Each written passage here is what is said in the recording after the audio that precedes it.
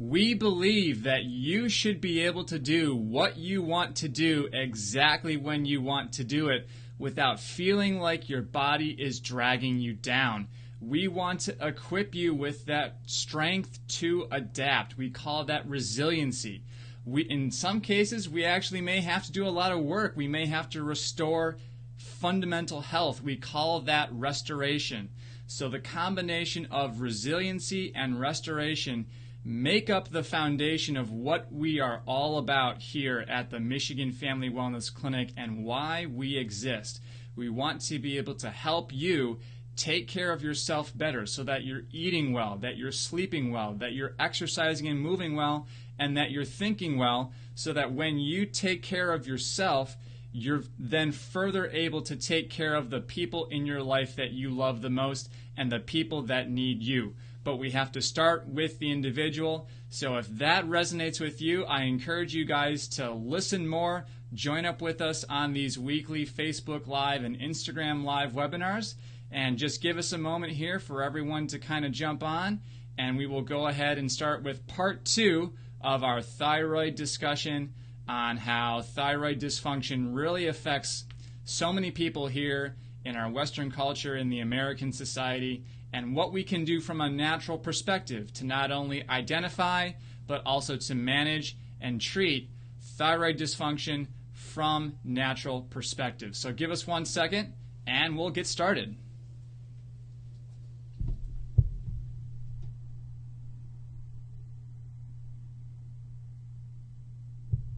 Okay, so just syncing up.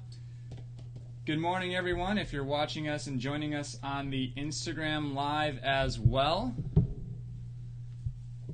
And good morning to you if you're joining us on the Facebook Live feed. I encourage everyone, if you're over there on Instagram, if you jump over onto the Michigan Family Wellness Radio group, you can actually view the slides and all the content that we're going to talk about for our discussion this morning. All right. Well, let's go ahead and get started here. I believe our audio and video is all good. And again, guys, if you have any questions, please post them in the comments, send us a message. Those questions, making this relevant to your lives, it is what makes this so powerful and relevant to our real-life application here. All right, so last week we finished off with our discussion on basic thyroid anatomy, the thyroid exam, basic thyroid physiology, and we left off with a brief discussion on iodine. So actually, I do want to take a moment and just circle back to our discussion on thyroid physiology, okay? So again, to state this again, most medical doctors are only looking at a very narrow section of thyroid function, mainly the hormones TSH, T3, and T4. But as you can see on this diagram here, thyroid physiology, thyroid function actually begins at higher centers in the brain and continues all the way through our thyroid, down into the liver, into our gut, even some conversion in our lungs as well. Okay? So from a functional perspective, this is the model that we're using here at the clinic to further evaluate thyroid function and look at a bigger picture. That being said, let's go ahead and jump back to our iodine discussion and continue with where we left off last week. All right. So here we are in Michigan. We live in what's called the Goiter Belt, okay? We had the glaciers come down and form the Great Lakes, and along with a lot of that formation of these beautiful lakes, there was a lot of erosion, okay? There was erosion of our soil, erosion of the minerals, essentially, because, again, iodine is a mineral. It's a nutrient, okay? And it's in the soil. It comes from our food, which we'll talk about more later. But if our soil doesn't have the mineral in the first place, how are we going to get it from a dietary perspective, okay? So as you can see here, if you can follow my mouse, pretty much all of Michigan, going down here into Ohio, Pennsylvania, a lot of the Midwestern states here are completely stripped from their iodine in terms of its nutrient content there. All right? Glaciers stripped iodine out of the soil, which we said. So here's the thing. Going back to last week, thyroid peroxidase, that enzyme, okay, is driven by the presence of iodine. When we don't have iodine, then that enzyme doesn't work, okay? And here's the other thing. We're going to talk about this a lot today as well. When your immune system is attacking TPO, thyroid peroxidase, that's an autoimmune condition, okay? So you can determine this. You can do the testing with blood testing, with serum blood testing, okay? And we'll talk more about that later as well. All right, there's lots of different ways to measure iodine over the years, over the centuries. They've done radioactive iodine uptakes on x-rays, but then again, you have the radiation from the x-rays, so maybe that's not the best thing. What I like to do is actually, to jump ahead here again, this is what we do a lot in the office, okay? This is liquid iodine, and what we do is we make a patch on the arm, okay? If you can see this here. We put liquid iodine on the arm, okay, and we see how long it takes the iodine to be absorbed into the skin. Okay, this is a great place to start. Okay, it's not the whole picture, but I like this for patients because they can resonate, they can get a better idea of where they're at. Okay, so essentially, to go back here one more, this is called the patch test. Okay, this is very well documented in the literature. What we want is actually for that patch to stay on your arm and your skin for as long as possible, okay? Normal is 24 hours. I can tell you what, I've been doing this with a lot of patients over the years. I've never really seen one test that's been on their arm for at least a 24-hour period, okay? It's usually gone within 6 to 12 hours, which indicates the body is looking for sources of iodine, okay? Does that make sense? So when your body is looking for sources of iodine, it's going to absorb that iodine much faster than it would if it had good levels of iodine, and then you have that on your arm. It doesn't need to be absorbed as fast. Okay? So let's actually go back to a quick discussion here. Dietary sources of iodine. Again, let's just kind of focus in on the common sources of dietary iodine. Again, a lot of these foods can be reactive for a lot of people. You've got your dairy, you've got a lot of soy things here. You have to know what your body can tolerate. You have to know if you're sensitive at all to these foods, because iodine supplementation may be the best answer for you if you have allergens or sensitivities to dairy, if you have sensitivities to seaweed or seafood, anything like that. And soy, we'll mention this later as well, soy on its own is very estrogenic. It promotes the production of estrogen in the body, so you do want to avoid soy, especially soy sauce with the MSG. Okay? Let me know if you guys have any questions on that, but here's the thing. We need iodine for our bodies to function. Okay? So we have to be getting it from our food or from supplements, from nutritional medicine, because there's no other way to get it. All right? So I hope we're tracking so far. Again, let me know if you have any questions, because this is complicated. All right? Now, there are some doctors out there who will remain nameless that say give everyone tons and tons and tons of iodine. Okay? So I get what they're saying there, but here's the thing. Going back to the immune system, if your immune system is attacking your thyroid, if you have what's called TPO antibodies, okay, that is going to be a major problem, because if you start giving someone iodine, you're going to upregulate the activity of TPO antibodies, which means you're going to upregulate the activity of your immune system, okay? So you could be making someone worse by giving them more iodine. Questions on that? Does that make sense? Hope it does. Let me know if you have any questions on that, because what you ultimately want to do is know for sure through lab testing if you have the presence of those TPO antibodies. Okay, so before we talk a little bit more about that, let's also talk about one thing you guys can do at home right now to start evaluating your thyroid. So let's say you don't have a iodine roller here. Okay, you're not able to do this iodine test. one great thing you can do, because our thyroid regulates our metabolism, is measure your temperature every morning at the same time for 5 days in a row. Okay?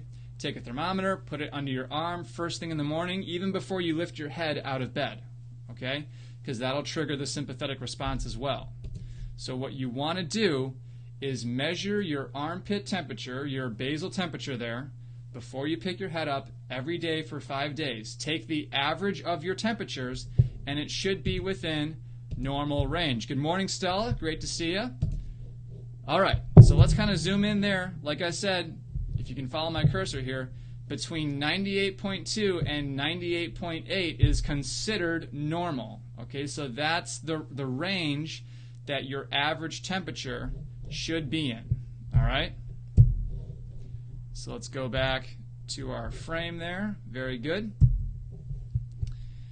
All right, so going back to TPO antibodies, okay, if there's one thing you take away from these talks, you got to know if you have specifically TPO antibodies or any other antibodies, because you could have an immune reaction to your thyroid, which is Hashimoto's, which is a lot of these dysregulation thyroid diseases, okay? So again, all right, thyroid peroxidase uses iodine, and if we have those TPO antibodies, then we have an issue. Then we have to address the immune system, all right? How do you know if you have TPO antibodies, all right? You do the blood tests, okay? The blood test is cheap.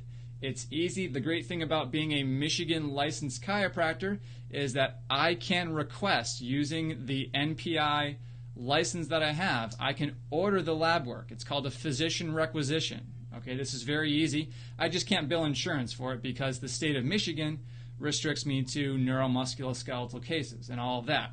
But if someone, let's say you go to your medical doctor and you say, hey doc, I want to run these other lab tests for my thyroid. So let's say you want to test, free T4 and free thyroxine index and free T3 and T3 uptake and reverse T3 and all these things, and TPO antibodies and TBG antibodies. But your doc's like, well, what's the point in doing that? No, we're not going to do it. Well, then you have a problem because you need the requisition. So the great thing is that, again, like I'm saying, as a licensed chiropractor, I can equip you with that requisition. It's just not a pocket expense. But as we'll show later, it's very affordable. It's not a huge expense. It's oftentimes cheaper than some people if they use their insurance. Okay? And again, just for some more context, if you're familiar with Dr. Karazian's Why Do I Still Have Thyroid Symptoms, this is where most, if not all, of this information is coming from. Okay, this is a very good model, a very good conservative approach to addressing functional thyroid health. Very good. So I like to throw in some comical relief here, some humor. Your lab tests all came back good, so there's nothing wrong with your thyroid, but clearly we have a goiterous presentation here. So just a little comic relief because this stuff is so heavy, like we talk about. Okay, Hashimoto's. Textbook definition of Hashimoto's: presence of TPO antibodies on blood work. Okay, so if you do the lab work and your lab tests come back, you have very lab range high of those antibodies, you have Hashimoto's thyroiditis. Okay? Graves' disease. All right, hyperthyroidism. So that's kind of the opposite. So you would have you may have the presence of what's called TSH antibodies and a very high T3, T4 rating. Okay? So again, the normal lab testing is not looking for TSH antibodies. It's only looking for T3 and T4. All right? Approximately 1 in 5 people suffer from some form of autoimmune disease, which is why I'm so passionate about doing these Facebook Live webinars and testing and availing people about the natural options, because this is becoming so common for so many people, especially here in our context in the States. All right, so let's go back to our discussion on salt. Salt is actually one of the great ways where we can get dietary source of iodine, but again, the salt actually has to have iodine, right? So Morton salts, all right, they started putting salt in basically your commercial salt. They start putting iodine in commercial salt, okay? But it's not a complete profile. It's kind of like with the bread, which we'll talk more about later too. they strip the raw material of its nutrients. Okay, they strip the germ and they strip everything out of the wheat kernel, and then they put the vitamins back in, the B vitamins and all of those things, and the iron and the calcium and all that. Okay, same thing here. Regular commercialized salt, it doesn't have a complete profile, and they're just adding iodine to it. Again, it's better than nothing, but it's not the complete context. What I highly recommend is the use of Celtic Sea Salt. Okay, not only is this good for your thyroid, all right, but this is also very good for your adrenals. And as we talked about last week, every thyroid problem has an adrenal component. Okay, every adrenal problem has a thyroid component. They go hand in hand. Okay. So I love using this to sprinkle on food to taste. I even tell some patients who are really fatigued when they drink their water, and again, filter your water. When you drink your filtered water throughout the day, pinch a little salt into the water so that you get all that context of nutrients, okay? Iodine is not listed here. Well, these are just the other brands. But the profile here for the Celtic Sea Salt is the best in terms of its mineral components in context. Okay, so definitely use very good sea salt. Again, I recommend Celtic Sea Salt, and you can find that on Amazon Prime. That's not something you get from the clinic or the office. I mean, you can find this stuff anywhere. Again, going back to our adrenal glands, we have the cortex, which is the outer layer of the adrenal glands, and we have the medulla, which is the inner layer. Okay, those different parts of the adrenal glands produce different hormones.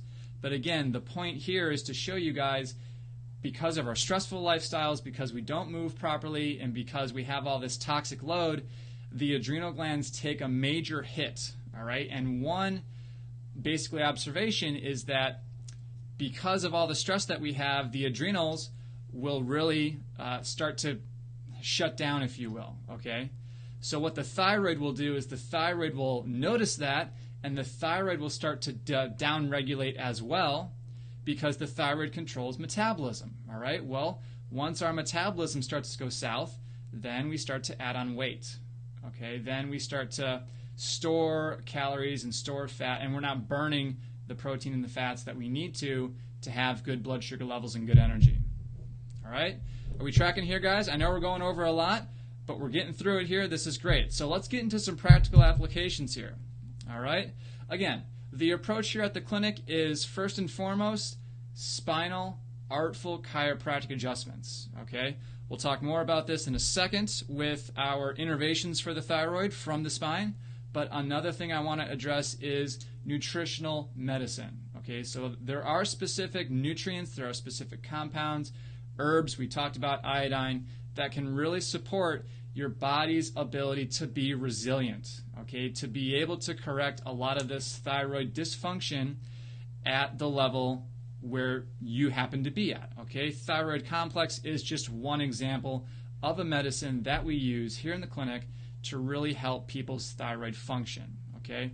I trust MediHerb. They have the best material in the world, so I wouldn't recommend anything that's sub-quality, less than the quality that you guys deserve.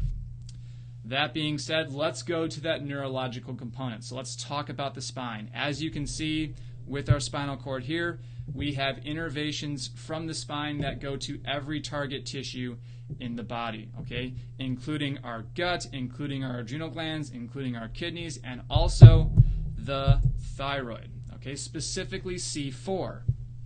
So if we have any kind of subluxation, any kind of misalignment or aberrant motion or segmental dysfunction in the neck, that can be influencing thyroid function. Okay, so getting those artful chiropractic adjustments to the neck can only help the functioning of your thyroid. Okay, so as you can see here, we also have C6 with associations to our stomach, and then our thoracic nervous system, our thoracic segments really relate to basically from here to here, our heart, respiratory, cardiovascular function. All right, C2, sinus. There's all these relationships, but for today, C4, C3 are those thyroid innervations. All right. Within chiropractic, one of my other passions is actually muscle testing. Okay, so there's a connection from your brain to your nerve to your muscle. So for me to do this, for me to move my arm, I have to tell my brain to send a signal down my nerve to that muscle and move. Okay, the muscle that relates to the thyroid gland is the teres minor muscle, which is part of the rotator cuff. So what does that mean clinically? Sometimes people will get shoulder injuries. Okay, so they injure their teres minor. It's the muscle that helps you do this, external rotation of the shoulder. Okay, so let's say you reach for something, or you get hit in the shoulder, or you're reaching behind your back in the car to grab something, and you injure your shoulder. You injure that teres minor muscle. Okay, if that muscle doesn't get fixed, or if that's a chronic injury that's never addressed, because of the muscle-organ relationship, you could start to exhibit thyroid symptoms because of the shoulder injury, and vice versa. Okay? So let's say the thyroid issue starts initially, and then you start having shoulder pain. Okay? So that's why one of my questions is often with people that come to me for thyroid care is, how are your shoulders? Have you ever had a shoulder injury? Because there's that muscle-organ relationship. All right?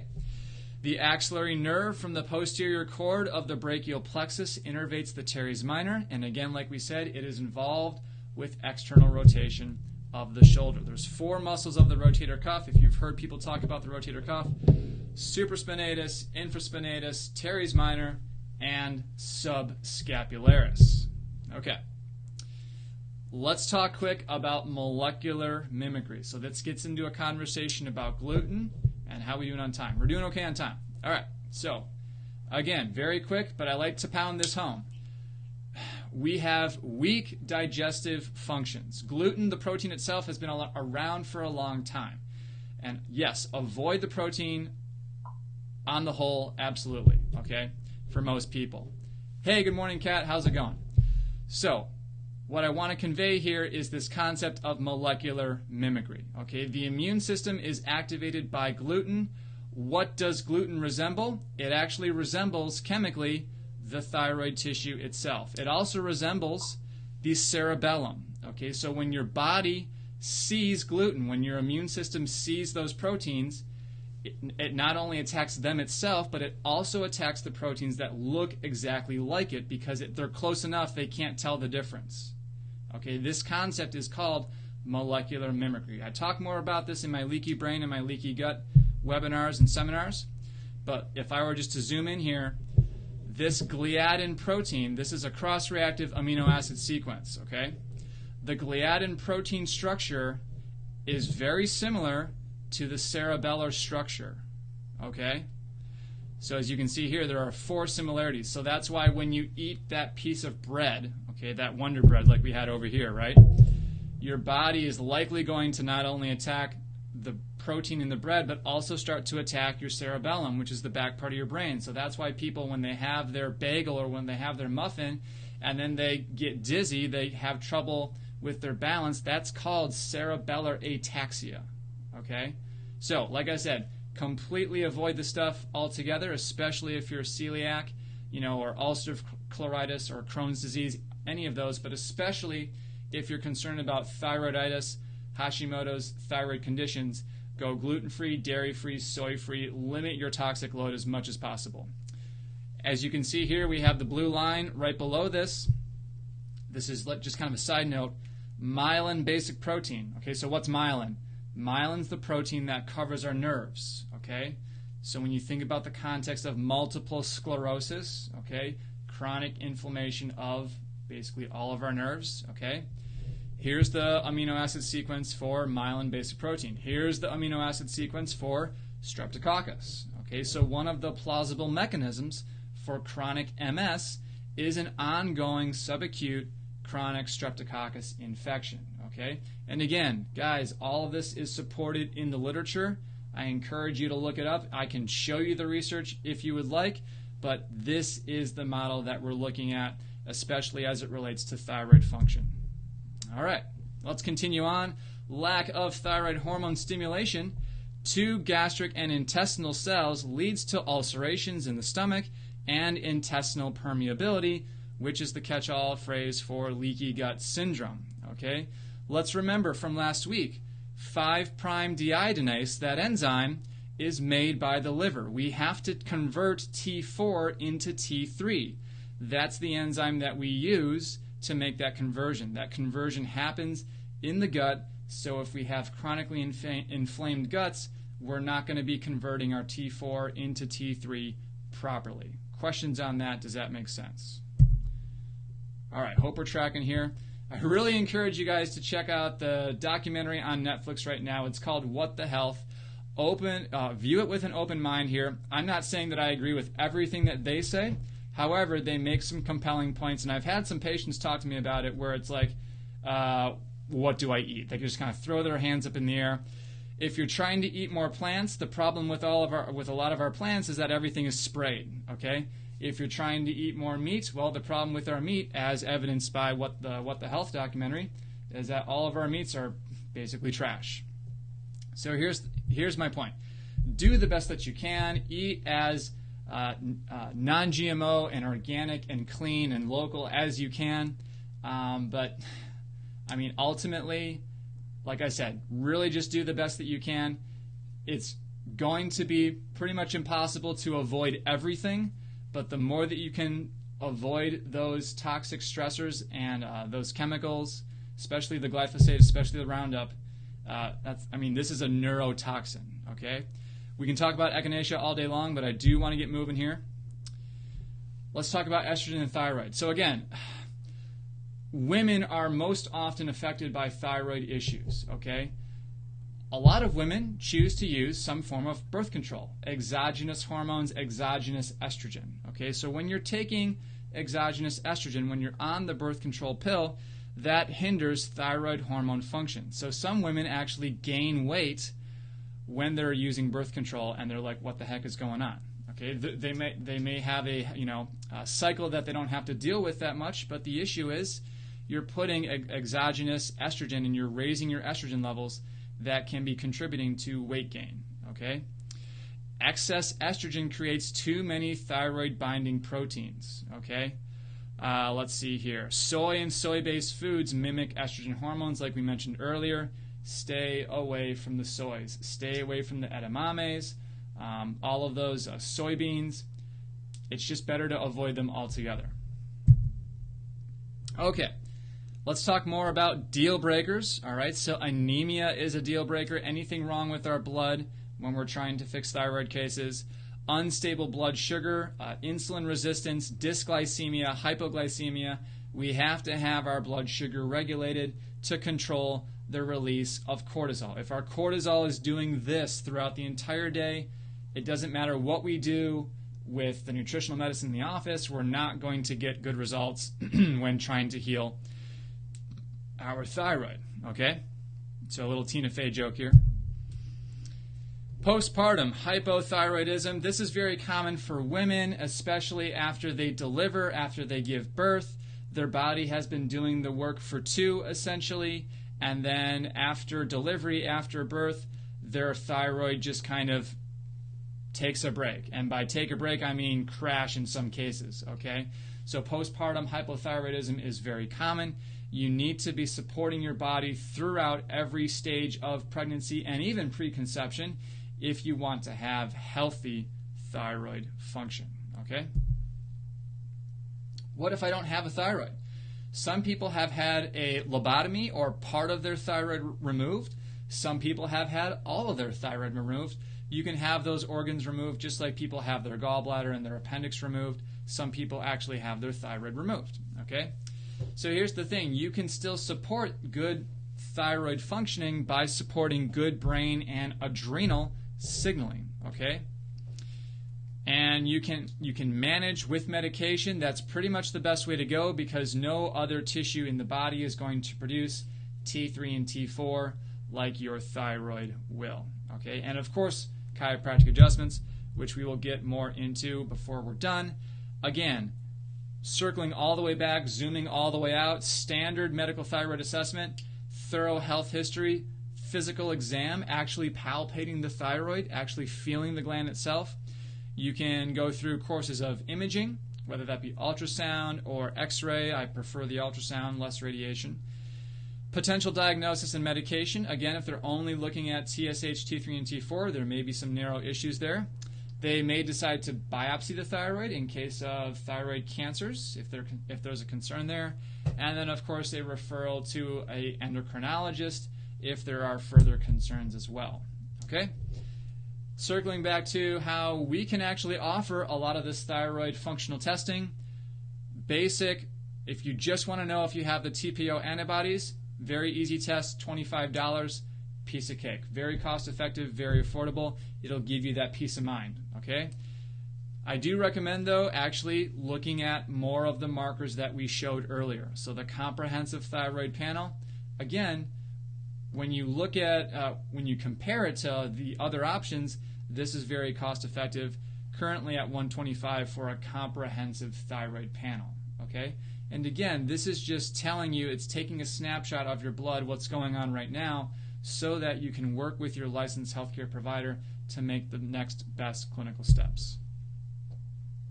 All right, everyone. Well, that is our Thyroid Storm, our thyroid presentation for this morning. Thanks so much for joining us on the Facebook Live feed, on the Instagram Live feed. I really encourage you guys, if you have any questions, please reach out. That makes it raw, real, and relevant for us. And if you're curious to learn more about what we offer here at the clinic, definitely message me, reach out. I am very accessible and available. But also I encourage you guys to check out, for your iPhone and your Android device, the Michigan Family Wellness Podcast. It's a great place to learn more and just to kind of listen as you're driving around, as you're doing things at home. I love podcasts and listening to them myself. And it's just, it's great to be able to share that with you guys and offer that information that's valuable to create efficient, effective, and sustainable wellness methods. Okay, I hope you guys find this valuable. It's all about creating resiliency, restoration, and a culture of family wellness lifestyle here at the clinic. Thanks so much. We'll look forward to seeing you guys next week on our next live webinar. And until then, we'll talk to you soon.